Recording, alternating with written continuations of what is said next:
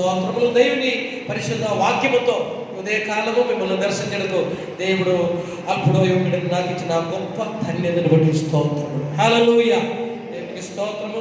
మరి నా జీవితంలో దేవుడు ఎంతో అద్భుతమైనటువంటి మేలు ఉపకారములు సహాయం చేస్తున్నారు. కేవలం నాకు మాత్రమే కాదు, దేవుడు తన ప్రత్యేకమైన దీవెనలు తన బిడ్డలు అందరికీ అనుగ్రహించే దేవుడు. ఈ దినములలో మనం కూడా దేవుని యొక్క గొప్ప ఆశీర్వాదం పొందుతూ ముందుకు సాగాలి. దేవుని బిడ్డలైనా మనం ఏ పరిస్థితులు అయినప్పటికీ, ఏ సాహచర్యములు అయినప్పటికీ దేవుని యొక్క దీవెనలు పొందడానికి యోగ్యులై ప్రాప్తులై మనము శ్రద్ధ కలిగిన వారే ఉండాలని ప్రభు పేరిట మనమే చేస్తున్నాం. స్తోత్రం. మనము ఈ దినము మరి దేవుని మీదే ఆశ్రయము, దేవుని మీదే నమ్మకం ఉంచిన ఒక వ్యక్తి మన దీవెనలు కొన్ని మాటలు మనం కలిసి ధ్యానం చేద్దాం. ఇది దేవుని బిడ్డలు మనకు సుపరిచితమైన ఒక అంశం ఉంటుంది. దానికి ఆధారంగా మనం ఈ దినం చదివిన వేద భాగము ఇర్మీయా గ్రంథం 17వ అధ్యాయమును మనం చదువుతుండగా 7వ వచనం దయచేసి మనం చదువుదాం. ఇర్మీయా గ్రంథము the book of Jeremiah 17th chapter 17వ అధ్యాయము 7th verse 7వ వచనం మనం చదువుతున్నాం. ఇర్మీయా గ్రంథం దయచేసి మీ యొక్క పరిశుద్ధ గ్రంథమును చూడండి. ఇర్మీయా గ్రంథం 17వ అధ్యాయము 7వ వచనము. యెహోవాను నమ్ముకొనువాడు ధన్యుడు, యెహోవా వానికి ఆశ్రయముగా ఉండును. ఒక వాక్యం కూడా మనం చదువుదాం. వాడు జలముల యొద్ద నాటబడిన చెట్టు వలె నుండును, అది కాలువల ఊరను, దాని వేళ్ళు తన్నును, వెట్ట కలిగినను దానికి భయపడదు, దాని ఆకు పచ్చగా నుండును, వర్షం లేని సంవత్సరమున చింతనుండదు, కాపు మానదు. మనము 7, 8, 2 వచనాలు ఈ దినముక వాక్య ధ్యానం నిమిత్తమై చదివి ఉన్నాము. ప్రియా దేవుని బిడ్డలారా, మనకు ఈ వాక్యము చాలా సుపరిచితం. అనగా ఇర్మీయా గ్రంథములో మనం ఈ వాక్యం చూసేదానికంటే పరిచయముగా, స్థిర పరిచయముగా ఇంకొక వేద భాగంలో ఈ వాక్యమును మనం క్రోడీకరించి చదువుతున్నాం. ఎక్కడ తెలుసా మీకు? తెలియదు. మొదటి కీర్తనంలో ఉన్నాం. మొదటి కీర్తనంలో కూడా దీనికి సంబంధమై మనం చదువుతున్నాం. స్తోత్రం. ఓకే, మంచిది. ఇక్కడ వాడు జలముల యొద్ద నాటబడిన చెట్టు వలె ఉండును, అది కాలువలో ఎవరన్నా దాని వేళ్ళు తన్నును, వెట్ట కలిగినను దానికి భయపడదు, దాని ఆకు పచ్చిగా ఉండును, వర్షము లేని సంవత్సరమున చింతనుండదు, కాపు మానదు అని ఒక వ్యక్తి గురించి, లేకపోతే ఒక కుటుంబం గురించి, దేవుని మీద ఆధారపడిన ఒక వ్యక్తి గురించి, ఒక కుటుంబం గురించి పరిశుద్ధ గ్రంథంలో మరి మనం చదువుతున్నాము. యెహోవాను నమ్ముకోని వాడు ధన్యుడు. నా ఈ రోజు నుండి ప్రసంగ అంశము యెహోవాను నమ్ముకోని వాడు అనగా ఇంకొక విధంగా చెప్పాలంటే యెహోవా మీదే ఆధారపడిన, యెహోవా మీదే ఆశ్రయించిన ఒక వ్యక్తి ధన్యుడు అని పరిశుద్ధ గ్రంథంలో మనం చదివి ఉన్నాము. దేవునికి స్తోత్రం. దేవునికి ప్రియమైన వారుగా ఇది మనకు పరిచయమైన, స్థిర పరిచయమైన ఒక మాట. ఆశ్రయము, ఆధారము, నమ్ముకోవడం, ఇవన్నీ మనం సర్వసాధారణంగా మన సంఘాల్లో, మన ప్రసంగాల్లో మనము వింటూ వస్తున్నాం. ఈ ఉదయకాలంలోనే అదే ఒకవేళ ఇది ఒక పాత టైటిల్, పాత అంశం అయినప్పటికీ ఉదయకాలం దేవుని ప్రియమైన వారులారా మనం ఈ వాక్యము విశ్వసించాలి. ఈ దినము దేవుని యొక్క వాక్యము మరి ఒకసారి మీకు చాలా పరిచయమైన వాక్యమైనప్పటికీ మీ హృదయమున తట్టి లేపుతుంది. నీవు ధన్యుడవు, ధన్యురాలవు, దేవుని మీదే ఆధారపడి ఉండి అనలా అని దేవుని వాక్యం చెబుతుంది. ఈ పరిస్థితిలో, ఈ వాతావరణంలో ఎలాగే ధన్యత, లేకపోతే ఎలాగే గొప్ప దీవెనలు అని బహుశా మనం ఆలోచిస్తే కూడా దేవుని వాక్యం మనకు చెబుతుంది యెహోవాను నమ్ముకోని వాడు ధన్యుడు అని. అది చాలా కష్టకరమైన, లేకపోతే చాలా ఇబ్బందితో కూడినటువంటి, ప్రయాసంతో కూడిన కార్యం కాదు. యెహోవాను నమ్ముకోట, స్తోత్రం, దేవుని మీద ఆధారపడుట, దేవుని మీద ఆశ్రయించుట, యెహోవాని ఆశ్రయించుట. దేవుని ప్రజలారా, ఈ లోకంలో మనం బ్రతుకు దినములలో తప్పనిసరిగా స్వయంగా మనం బ్రతుకలేము. ఏదో ఒక వ్యక్తి మీద, లేదా ఏదో ఒక శక్తి మీద, ఏదో ఒక కార్యంలో మనం ఆధారపడాల్సి ఉంది. ఒకటి కంటే ఎక్కువ ఆధారము, ఆశ్రయం మనకు అవసరము. స్తోత్రం. దేవుని యందు మనం చూస్తే, దేవుని వాక్యం యొక్క ఆధారముగా చూస్తే కొందరు వారి యొక్క ధన సమృద్ధిలో వారు ఆధారపడతారు. డబ్బు విషయంలో, ధనంలో వారు ఆధారపడతారు. కొందరు వారికి కలిగిన ఆస్తిలో, లేకపోతే వారికి కలిగినటువంటి వారి యొక్క ఇతర సువిధలలో వారు ఆధారపడతారు. వారి ఆరోగ్యము, ఆర్థికము, తర్వాత వారి యొక్క మరి ఎడ్యుకేషన్, వారి యొక్క విద్య, ఉద్యోగము, భూ సంపద, లేకపోతే ఇలాంటి రకరకాల రీతిలో మనుషుని లోకంలో ఉన్నప్పుడు ఆధారపడడానికి అవకాశం ఉంటుంది. కానీ దేవుని వాక్యం చెబుతుండగా మనుషులైనప్పటికీ, లేకపోతే ఆర్థికమైనప్పటికీ, ఉద్యోగమైనప్పటికీ, కుటుంబ పరిస్థితి అయినప్పటికీ, వ్యక్తుల మీద అయినప్పటికీ ఆధారపడిన కంటే అధికంగా యెహోవా యందు ఆధారపడిన వారు ఆర్థికం మీదే, ఆరోగ్యం మీదే, ఉద్యోగం మీదే, ఆస్తి మీదే, కుటుంబం మీదే, ఇతరుల మీదే ఆధారపడిన వారు ధన్యులని వాక్యం చెప్పలేదు. కానీ ఆది కాలం మొదలుకొని వాక్య పుస్తకమైన ప్రకటన గ్రంథం వరకు మనం చదువుతుండగా యెహోవా మీదే ఆధారపడిన వారు, యెహోవాను నమ్ముకున్న వారు, యెహోవాని ఆశ్రయించేవారు వారు ధన్యులు, ధన్యులు, ధన్యులు అని దేవుని వాక్యం చెప్పుతుంది. ఉదయకాలము ఆ ధన్యత నాకు మీకు దేవుడు అనుగ్రహించి ఉంటున్నారు. ప్రైజ్ ది లార్డ్, హల్లెలూయా. మనకి లోకములో ఉండినప్పుడు మనకి నేను ఇంతకు ముందు చెప్పినటువంటి సువిధలన్నీ కావాలి. డబ్బు కావాలి, మనుషులు కావాలి, ఉద్యోగం కావాలి, ఆరోగ్యం కావాలి, మనకి ఇవన్నీ కావాలి. స్తోత్రం. అయినప్పటికీ ఏం లేకపోతే కూడా యెహోవా ఉండే అదే చాలా గొప్పది, అదే చాలా మేలు. ఆ యెహోవా మీద మనము ఆధారపడాల్సింది. కొందరు ఏమైందంటే వారు ఆ ప్రభువుని తిరస్కరించినట్లు మనం చదువుతాం. 17వ అధ్యాయంలో ఒక వాక్యం మీరు చూస్తే ఇలా చదువుతుంది. దాని 5వ వచనంలో, 20 గ్రంథము 17:5లో మనం చదువుతున్నాం. తమిళలో చదువుకుంటాం. యెహోవా ఇలాగ సెలవిచ్చుచున్నాడు, అయితే కేవలము చూడండి, నరులను ఆశ్రయించి, లోకంలో యెహోవాను తప్ప ఇంకే ఆశ్రయించడానికి వేరే వేరే సువిధులు ఉన్నాయి. ఇక్కడ నరులను ఆశ్రయించి ఆధారముగా, అనగా ఆశ్రయముకు ఇంక మారు పేరు, ఇంక వేరొక పేరు ఆధారముగా యెహోవా నరులను ఆశ్రయించి శరీరమును ఆధారముగా చేసుకొనుచు యెహోవా మీద నుండి తన హృదయమును తొలగించుకోనివాడు శాపగ్రస్తుడు. ఇది దేవుని ఎరిగిన వారి గురించి కాదు, అన్యుల గురించి కాదు చెప్పేది. దేవుని యందు విశ్వసించి లేదా దేవుని కుమారుడు కుమార్తె అని చెప్పేవారి గురించి వారేమను కాగా యెహోవా మీద నుండి తొలగించుకోనివాడు, అనగా స్తోత్రం, తన హృదయమును యెహోవా మీద నుండి తొలగించుకోనివాడు శాపగ్రస్తుడు. నేను ఒక శాపం గురించి చెప్పడానికి కాదు వచ్చేది. అయినప్పటికీ దేవుని వాక్యం చెప్పినట్టుగా నరులను ఆశ్రయించి శరీరమును తనకు ఆధారముగా చేసుకోవచ్చు, తన హృదయమును యెహోవా మీద నుండి తొలగించుకోనివాడు శాపగ్రస్తుడు. తన హృదయమును యెహోవా మీద నుండి తొలగించుకోనివాడు శాపగ్రస్తుడు. ఇది అన్యుల గురించి కాదు, అవిశ్వాసుల గురించి కాదు, మారు మనసు లేని గురించి కాదు. ఒకప్పుడు మారు మనసు పొంది రక్షింపబడి యెహోవా అనే ఆశ్రయంగా, ఆధారంగా గాయకొని స్వీకరించి తరువాత కొన్ని పరిస్థితులు వచ్చినప్పుడు వారు ఏమంటే యెహోవాను ఏం చేశారు? హృదయం నుండి తొలగించారు. హృదయం నుంచి తొలగించారు. హృదయంలో జరిగే విషయాలు అది ఇతరులకు అగప్పడదు. శరీరంలో ఏదైనప్పటికీ శరీర క్రియలో ఏదైతే ఉంటే మనకు అగప్పడుతుంది. కానీ హృదయంలో ఉన్న ఆలోచనలు, హృదయంలో తీర్మానములు, హృదయంలో ఉన్నటువంటి ఊహములు, హృదయంలో పదం ఇదే ఎవరికి అగప్పడదు. అలాగే అయితే వారిని మనము స్తోత్రము మరి చెప్తే వేషధారులని కావాలని చెప్పవచ్చు, లేదా ఇతర పేర్లు మనం చెప్పవచ్చు. కానీ మరి ఏమైందంటే వారు నరుల మీద ఆశ్రయం పెట్టుకొని, లేకపోతే నరులనే ఆశ్రయించి శరీరమును ఆధారంగా చేసుకొని నరుల మీదే దేవుని వాక్యం చెబుతుంది మనుషులు ఆధారపడకూడదు అని. ఈ భూమిలో మనము ఉండినప్పుడు తప్పనిసరిగా మనుషులు మనకు అవసరం, డబ్బు అవసరం, మిగతా సువిధలన్నీ అవసరం. కానీ స్తోత్రము దేవుడు శాశ్వతమై మనం ఆధారపడాలని యెహోవా మీద మీరేమైందంటే స్తోత్రం తన హృదయమున యెహోవా మీద నుండి తొలగించుకోవాలి. హృదయమును యెహోవా మీద తొలగించుకోవాలి. దేవుని ప్రజలరా స్తోత్రం, మనకు ఆ దుర్గతి రాకూడదు.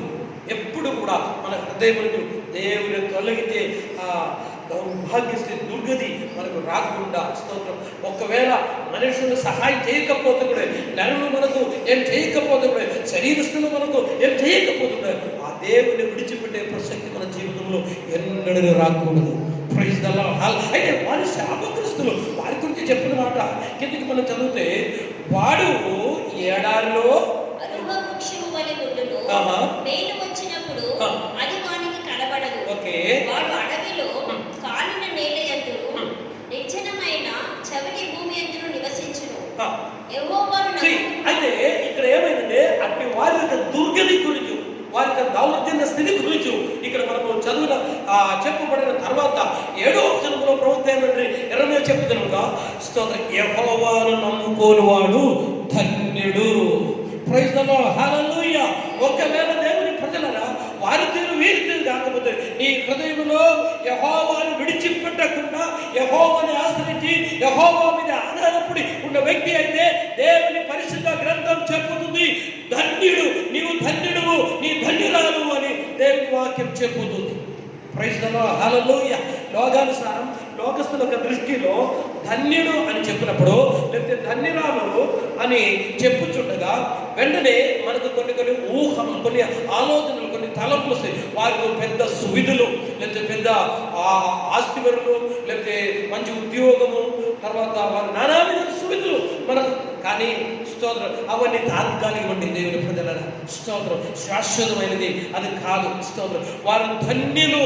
దేవుని వాక్యం చెప్పుతుంది. దేవుని ఈ దినము మన పరిస్థితి చాలా దిగజారిపోయిన పరిస్థితి అయినప్పటికీ సరే, కేవలం యెహోవా మీదే ఆధారపడిన ఒకే వ్యక్తి అయితే తెలుసుకోవాలి. దేవుని వాక్యం చెప్పుతుంది, నీకు ఒక ధన్యత దేవుడు ఏర్పాటు చేయబడి ఉంటుంది.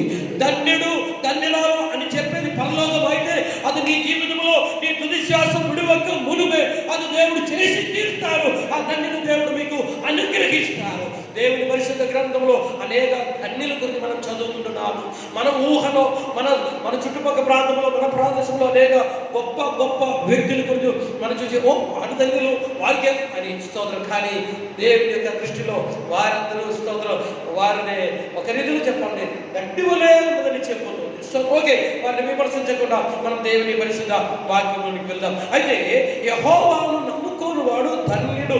ఆ వాక్యం దేవుని బిడ్డలైన మీ హృదయంలో అది పూర్తిగా అది ప్రింట్ అయిపోవాలి.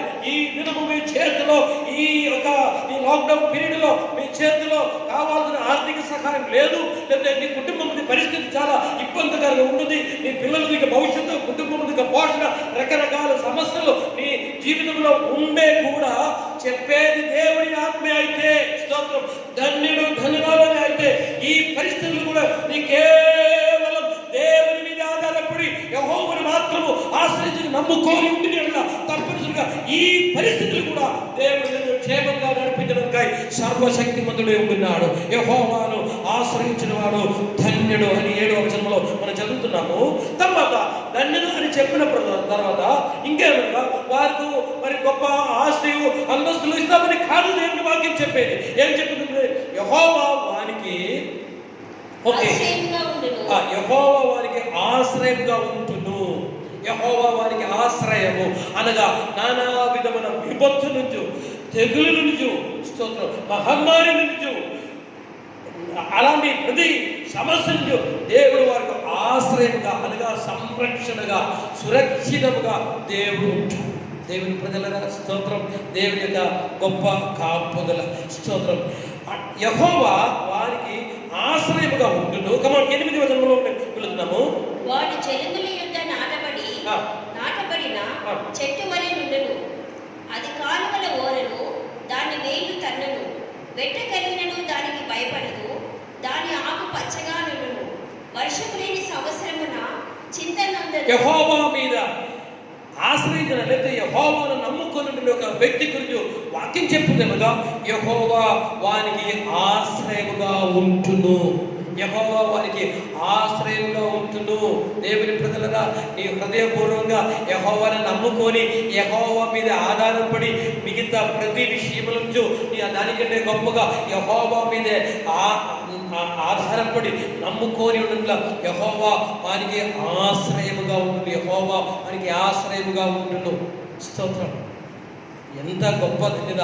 యెహోవా ఆశ్రయంగా ఉండును. మాత్రమే కాకుండా వాడు జలముల యొద్ద నాటబడిన చెట్టు వలె ఉండును. ఇది మనకు ఏమైందంటే మొదటి కీర్తనము, మనకు సర్వసాధారణంగా దేవుని బిడ్డలకు కొన్ని కీర్తనలు గంటదిగా తెలుసు. దానిలో మొదటి కీర్తన తెలుసు, ఇంకొక కీర్తనము 22వ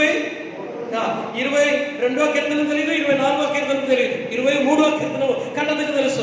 మరి మీకు తెలుసా, ఈ దినములలో అందరూ మరి మొదటి కీర్తన విడిచిపెట్టి 23వ కీర్తన విడిచిపెట్టి ఏ కీర్తనలో పట్టుకున్నారు?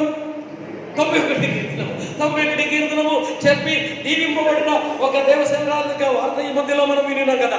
మంచిదే, దేవునికి స్తోత్రం. అయితే ఇక్కడ ఏమైందంటే ఈ మొదటి కీర్తనలు చెప్పిన ప్రకారము వాడు జలముల యొద్ద నాటబడిన చెట్టు వలె ఉండును. స్తోత్రం. ఇది మనకు స్థిరపరిచిన ఒక వాక్యము, మనకు కంటగా తెలుసు. అయినప్పటికీ దేవుని ప్రజలరా ఈ దినము తెలుసుకోవాలి, మిమ్మల్ని దేవుడు ఏ స్థాయిలో ఉంచి ఉన్నారు, మీరున్న స్థలమును దేవుడు ఎలాగే మారుస్తున్నారు. నీవు ఏ బస్తీలు ఉండే కూడా, ఏ కోటలు ఉండే కూడా, ఏ మారుమూల గ్రామములు ఉండే కూడా దేవుని మీద ఆధారపడిన వ్యక్తి అయితే అక్కడికి దేవుని ఆశీర్వాదం దేవుడు పంపిస్తారని దేవుని వాక్యం చెప్పుతుంది. ప్రైజ్ ది లార్డ్, హల్లెలూయా, స్తోత్రం. ఇక్కడ మనం చదివాం కదా, వాడు జలముల యొద్ద నాటబడిన చెట్టు వలె ఉండును. స్తోత్రం. మన ప్రాంత నివాసులు వేస్తే దేవుని బిడ్డ మీతో దాన్ని గురించి వివరించి అక్కర్లేదు. జలముల యొద్ద నాటబడిన చెట్టు వలె. స్తోత్రం. ఈ దినములలో స్తోత్ర దేవుని బిడ్డలను మన కుటుంబము లేకపోతే నేను మీరు మనం ఈ వాక్యముకు అనుబంధులై మనం రావాలి. జలముల యొద్ద నాటబడిన చెట్టు వలె ఉంటును, అది కాలువల యోర్న దాని వేలు తన్నును. స్తోత్రం. జలముల యొద్ద నాటబడిన చెట్టు వలె. స్తోత్రం. మనం ఉండిన స్థలము లేదా నివసించే స్థలము, మన ఊరు, మన గ్రామం, మన పరిస్థితి చాలా వ్యతిరేకకరంగా ఉంటుంది. అయ్యో, నేను ఆ కుటుంబంలో పుట్టితే, లేకపోతే నేను కూడా అలాగే ఆ ఉద్యోగం చేస్తే, లేకపోతే నాకు కూడా అలాంటి ఒక స్తోత్ర ఇల్లు, మనం ఇలాగే కొన్ని సందర్భంలో మన ఊహ ఆలోచనలు అలా ఉంటాయి. దేవుని ప్రజలు నేను మీతో చెప్తున్నా, సమాజంలో సమూహంలో ఏమీ గొప్పతనం లేదు, చదువు లేదు, సరి అయిన ఉద్యోగం లేదు, చదువుకు అనుకూలమైన ఉద్యోగం లేదు, లేదా మంచి ఇల్లు లేదు, అలాంటి సువిధులు ఏమి లేదు, కావాల్సినటువంటి సువిధులు ఏమి లేకుండా సమాజంలో ఒక దిగజారిపోయిన స్థితిలో ఉండే కూడా దేవుని మీద ఆశ్రయము, ఆధారము, నమ్మకం ఉండి నీ ఎడల నీ ఎక్కడ ఉంటునో అక్కడ దేవుడు దీవెనలకు యోగ్యమైన జలములను ఊటను దేవుడు పంపిస్తారు. నీ దాని కొరకు ఇంకొక స్థలంలోనికి వెళ్ళక్కర్లేదు. మీరు ఎక్కడ ఉంటున్నారో అక్కడ దేవుడు తన ఆశీర్వాదమును కుమ్మరిస్తారు. అదే దేవుని వాక్యం చెప్పుతుంది. స్తోత్రం. దేవుని వాక్యం, వాడు జలముల యొద్ద నాటబడిన చెట్టు వలె ఉంటును. స్తోత్రం. జలముల యొద్ద నాటబడిన చెట్టు వలె. స్తోత్రం. ఆ చెట్టుని చూస్తే చాలా సవిశేషతలు, చాలా గొప్ప కార్యములు ఉన్నాయి. అది కాలువల యోరున దాని వేలు తన్నును. స్తోత్రం. మనకు తెలుసు, ఒక చెట్టు యొక్క ప్రాణి, దాని యొక్క పుష్టి, దాని యొక్క బలము, దానికి ఆయుస్సు మరి ఎక్కువగా దాని యొక్క ప్రాణులు కాదు, దాని యొక్క వేరులో ఉంటుంది. వేరు సర్వసాధారణంగా ఎవరికి కనిపించదు, అది మట్టి కింద ఉంటుంది, భూమి కింద ఉంటుంది, మట్టిలో ఉంటుంది. దేవుని ప్రజల స్తోత్రం. బహుశా ఒకవేళ నా ఆలోచన ప్రకారం చెప్పాలంటే, ఆత్మిక విషయంలో చెప్పాలంటే, అది వారి యొక్క ప్రార్థనా జీవితము, వారి యొక్క ఆధ్యాత్మిక ఎదుగుదల గురించి చూపిస్తుంది. దాని వేలు స్తోత్రం. జలముల యొక్క దాని వేలు కాలువల ఓరు, దాని వేలు తన్నును. కాలువల ఓరు. స్తోత్రం. దాని వేరేమిటి? కాలువల ఓర. స్తోత్రం. దేవునితో ఉన్న సహవాసం, దైవ ఆత్మతో, దేవుని వాక్యముతో ఉన్నటువంటి స్తోత్రం. ఈ దినం ప్రియ దేవుని ప్రజలరా, ప్రియ తల్లివారు తల్లులారా, ప్రియ యవన బిడ్డలరా, స్తోత్రం. మిమ్మల్ని చూస్తే స్తోత్రం, ఆ జలముల యొద్ద నాటబడిన ఒక చెట్టు వలె అగపడాల్సింది. స్తోత్రం. వేరేమి కాదు. అదే పోల్చి చెప్పేటప్పుడుగా ఆ చెట్టు ఎంత పుష్టిగా, ఎంత హుషారుగా, ఎంత ఆరోగ్యంగా, ఎంత దృఢముగా ఉండదో అదే ప్రకారం దేవుని బిడ్డల స్తోత్రం, యేసు ప్రభువుకు లేకపోతే యెహోవా దేవుడుకు ఆ జలము, ఇంకా ఇదే వాక్యంలో మీరు చూడండి, 17th చాప్టర్ 17వ అధ్యాయంలో మనం చదువుతున్నాం. 17వ అధ్యాయంలో మనం ఎక్కడంటే 13వ వచనంలో ఒక వాక్యం పదం ఉంటుంది. 17:13లో జీవ జలముల ఊటను, జీవ జలముల యెహోవా అను జీవ జలముల ఊటను విసర్జించి ఉన్నారు. యెహోవాను జీవ జలముల ఊటను విసర్జించారు. యెహోవాను జీవ జలము. అయితే జలముల యొద్ద చెప్పినప్పుడు ఇక మనం వేరే ఎక్కడ అవసరం లేదు. యెహోవా అను జీవ జలము. స్తోత్రం. దేవుని యొక్క సహవాసం ఉండాలి. దేవుని ప్రజల ఏ స్థితిలో అయినప్పటికీ సరే నీకు ఒక కోరిక ఉండాలి, నీకు ఒక ఆశ ఉండాలి, ఆకాంక్ష ఉండాలి, ఆతృత ఉండాలి. స్తోత్రం. మనం చదివాం కదా, దాన్ని వేలు ఎక్కడ అది కాలువల యోరన దాని వేలు తన్ను. అంటే ఆ జలముల యొద్ద లేదా జీవ జలయకు ఆ యేసయ్య దగ్గర దైవిక సన్నిధిలోనికి ఆ చెట్టుకి వేరు పారుతుంది. స్తోత్రం. నీవు దేవునితో ఎంత దగ్గర సహవాసం చేసినో అదే నీ జీవితంలో గొప్ప ఆశీర్వాదం, దీవెనలు. నీ కుటుంబము యొక్క స్థిరంగా నిలవడము, నీ ఆత్మీయములో బలంగా ఉండడం అంటే దేవునితో మంచి సహవాసం. ఈ దినములలో ఎంతో అద్భుతమైన సమయం దేవుడు మనకు అనుగ్రహించారు. ఒకవేళ చెప్పాలంటే ఈ లాక్డౌన్ పీరియడ్ దేవుని బిడ్డలకు మంచి సువర్ణావకాశము, మంచి అనుకూలమైన సమయము. మరి ఏమైందంటే స్తోత్రం, మరి ఎక్కువగా దేవుని సంధానంలో గడపడం. నిజంగా చెప్పాలంటే క్రైస్తవ దేవుని బిడ్డలలో ఎప్పుడు లేని ఒక మంచి ఉద్యమము, వ్యక్తిగతంగా ఎక్కువ సమయం ప్రార్థనలో, ఎక్కువ సమయం ఆరాధనలో, ఎక్కువ సమయం వాక్య ధ్యానంలో, ఇంట్లో గడుపుతున్న సమయము. దేవుని బిడ్డల మన కోరిక, మన ఆశ స్తోత్రం ఆ కాలువల ఎవరన్నా లేకపోతే కాలువల దగ్గర ఆ వేరుని తన్నే ప్రకారము ఉండాల్సింది. స్తోత్రం. అలాగే నేను ఎప్పుడు ప్రార్థన చేయాలి, నాకు ఇంక ప్రార్థనకి ఎప్పుడు సమయం దొరుకుతుంది, నేను ఎప్పుడు ఆరాధన చేయాలి, నేను దేవుడి వాక్యం గల దైవీకమైనటువంటి ఒక వాంఛ మన హృదయంలో ఉండవలసింది. తర్వాత ఈ చెట్టు గురించి మనం చూచుచుండగా మళ్ళీ ఏమైందంటే వెట్ట కలిగినను దానికి భయపడదు, దాని ఆకు ఓకే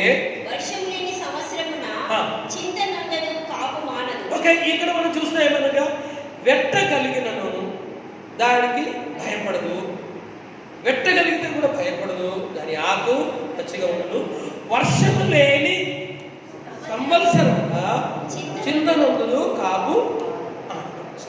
ఇది చాలా వ్యతిరేకమైన ఒక పరిస్థితి ఉంటుంది. అనగా వెట్ట కలిగిన దానికి భయపడదు. స్తోత్రం. దేవుని ప్రజలరా సాధారణంగా ఏమనగా అంటే ఉష్ణం లేకపోతే ఎలాంటి వేడి దానికి తగిలితే కూడా భయపడదు. స్తోత్రం. అది నిలిచేది మరి ఆ కాలువల ఎవరన్నా లేకపోతే జలములు ఎంత నాటబడినది అయితే దాని వేరు కాలువలో ఎవరన్నా అన్నది అంటే నివసించేది అయితే పెట్టగలిగినను భయపడదు అని దేవుని బిడ్డలైన వారు. ఇప్పుడేమైందంటే సాధారణంగా అసాధారణంగా లేకపోతే ఎక్స్పెక్టెడ్ కొన్ని ప్రాబ్లమ్స్, అన్ఎక్స్పెక్టెడ్గా కొన్ని, అసాధారణంగా అప్రదేశంగా కొన్ని సమస్యలు. ఇక్కడ ఒకటి మనం చూస్తుంటే వర్షము లేని సంవత్సరమున చింతపడదు, చింతనొందదు కాపు. వర్షము లేని సంవత్సరం అది అరుదు, అలాంటి ఒకటి ఉండదు వర్షము. స్తోత్రం. ఒకవేళ చూడండి మీ అంటే కొన్ని ప్రాంతంలో అంటే 2-3 సంవత్సరాలు వర్షం లేని కొన్ని ప్రాంతంలో ఉండొచ్చు. కానీ మన ప్రాంతంలో స్తోత్రం ఒకవేళ వర్షకాలం తక్కువ అయినప్పటికీ వర్షములు కురుస్తున్నాయి. స్తోత్రం. అంటే ఈ కాలంలో వేసవి తర్వాత వర్షము ఇదన్నీ ఉంటుంది కదా. ఒకవేళ గడిచిన సంవత్సరమో అంతకుముందు వర్షం లేకపోతే వర్షం మాత్రం కురుస్తుంది. ఇక్కడ ఏమంటే పూర్తిగా వర్షము లేని సంవత్సరము కూడా.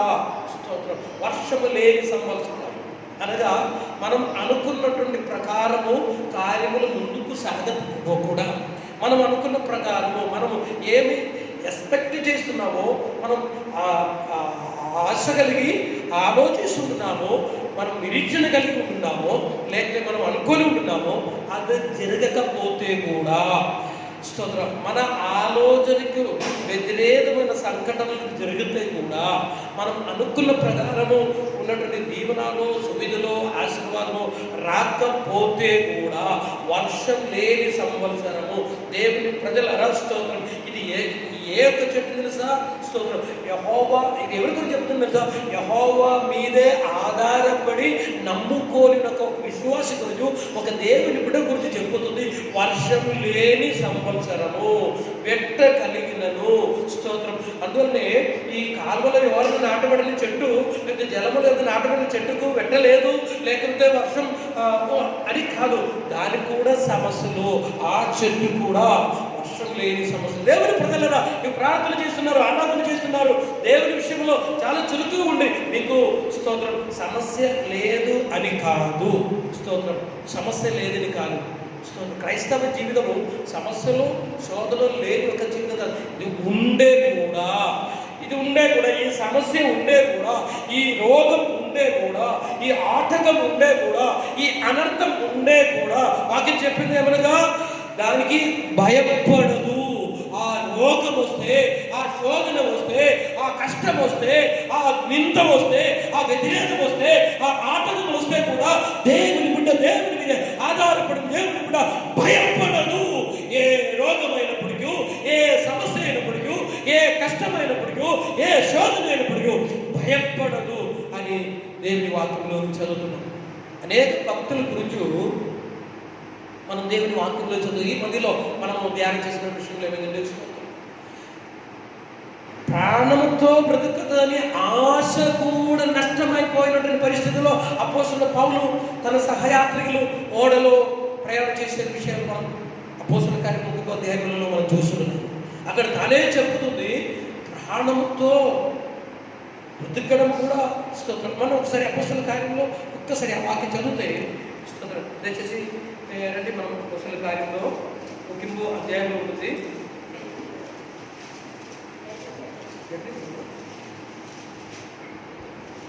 27లో దయచేసి వినండి, చదువుతున్నారు. 27లో 20. కొన్ని దినములు సూర్యుడైనను నక్షత్రములైనను కనబడక పెద్ద గాలి మా మీద కొట్టినందున ప్రాణములతో తప్పించుకొనుమను. ప్రాణములతో తప్పించుకొనుమను. ఆశ బొత్తిగా పోయేను.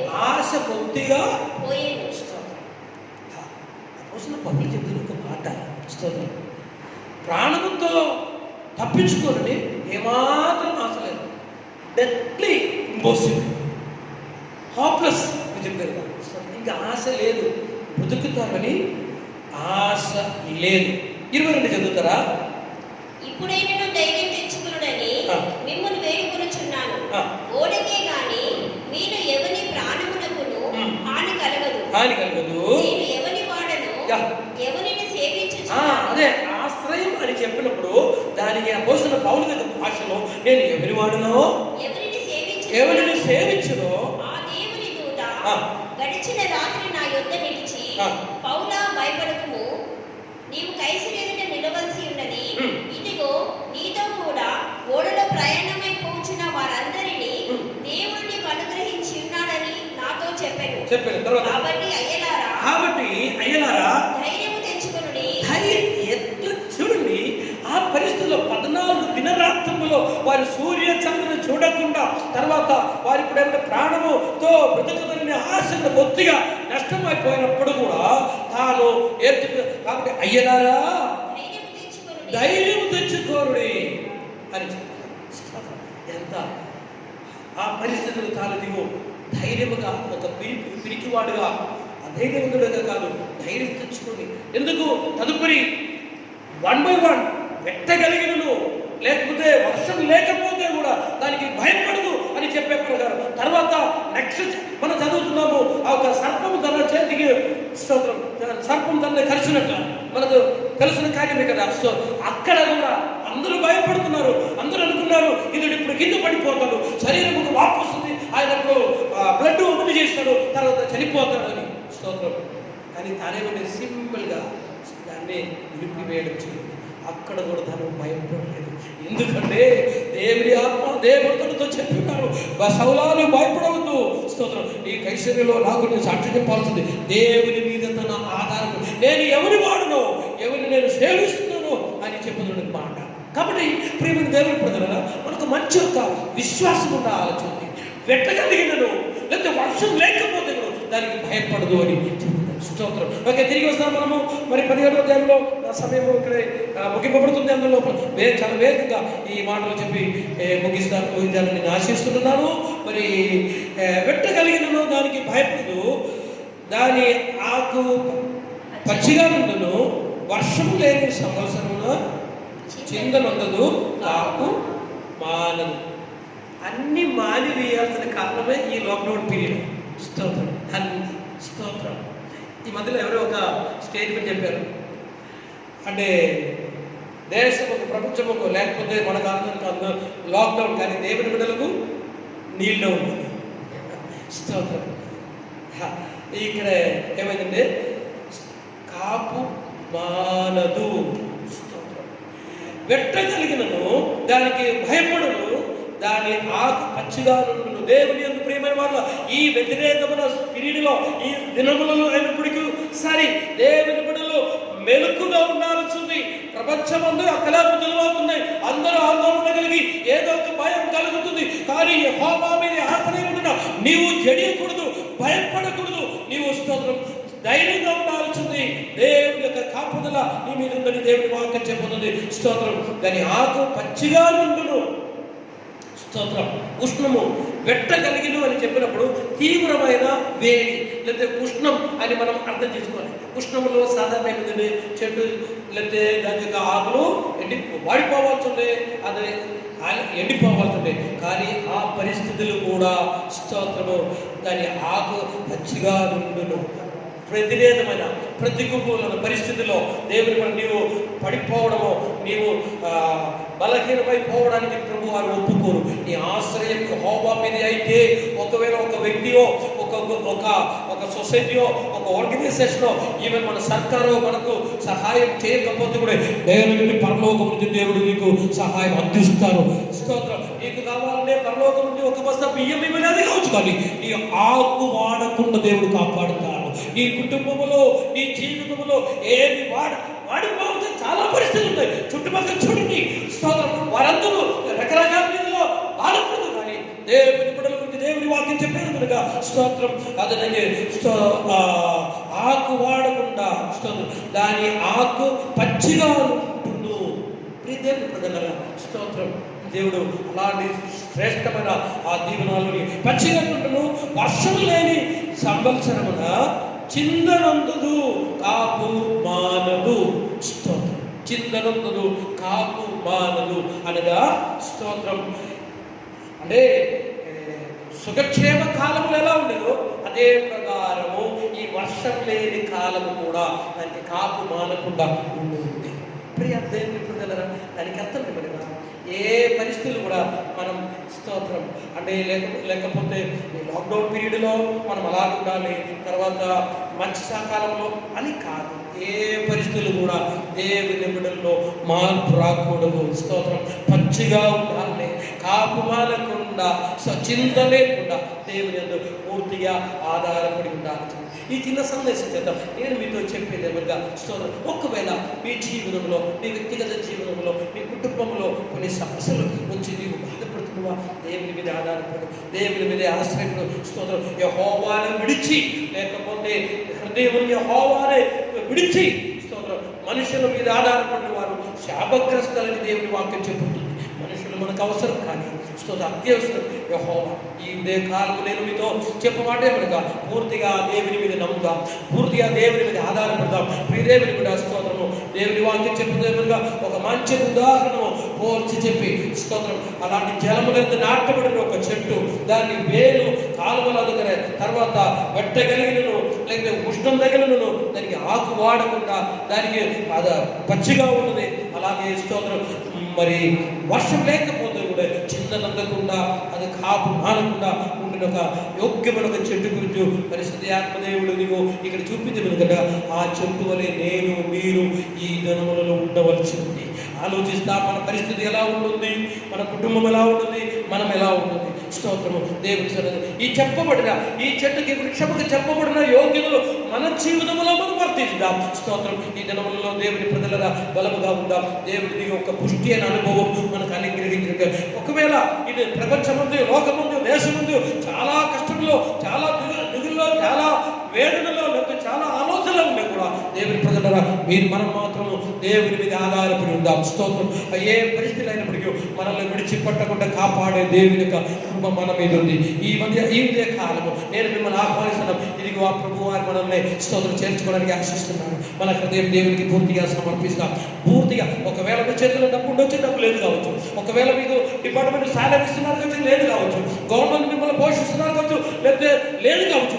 ఏ పరిస్థితిలో ఇప్పుడు సరే స్తోత్రం. నీ హృదయం ఈ ఉదయకాలం దేవునికి సమర్పిస్తాం. ఆ దేవుని మీద ఆధారపడతాం.